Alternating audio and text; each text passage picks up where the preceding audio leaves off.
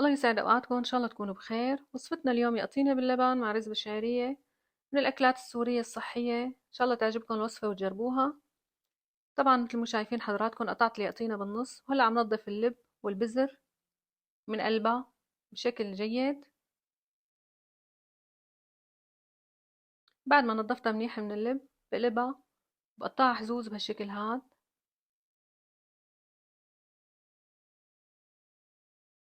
بعد ما قطعتها باخد قطعة قطعة ونضفها من بقايا اللب، بقشرها وقطعها مكعبات، يعني ما تكون كتير صغيرة ناعمة وما تكون كمان حجمها كبير، لأنه بتدوب على الطبخ.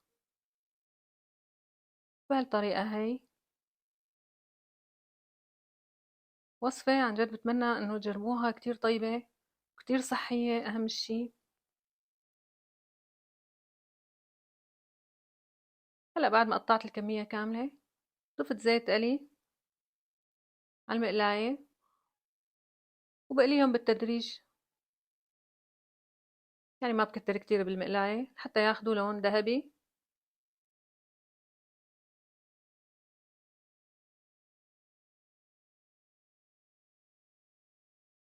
بهالشكل هاد بقلبهم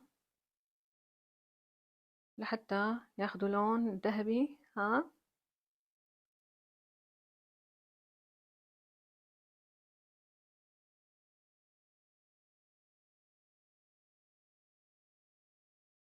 طبعا في عدة وصفات لليقطينة.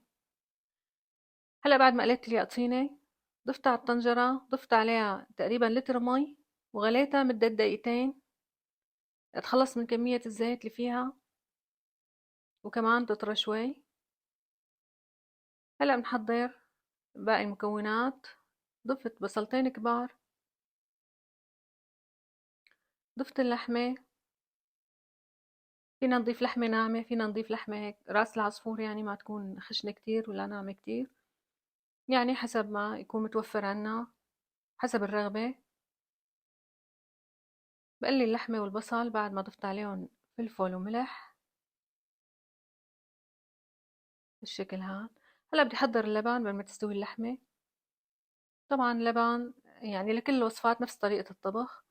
ضفت كليين لبن وبيضة، معلقتين كورن فلاور، ونص كاسة مي، بخلطهم على الخلاط بهالشكل هاد. هلا بضل حركهم لحتى يغلي اللبن تماما. نرجع على الوصفة اليقطينة. بعد ما قليت اللحمة ضفت عليها اليقطينة. طبعا اليقطينة مستوية ما في داعي اقليها. ضفت عليها اللبن اللي طبخناه وصارت الوصفة جاهزة. خليها تغلي يعني 5 دقايق مع اللبن واللحمة والبصل. بعد الملحة.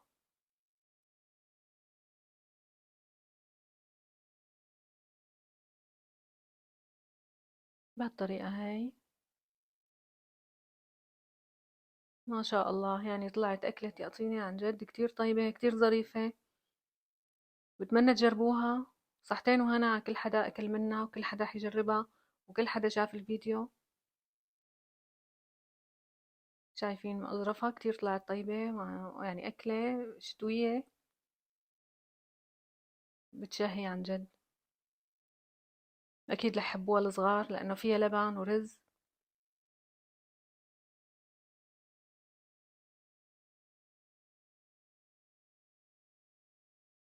وإن شاء الله بالعافية على الجميع يا رب. سلام.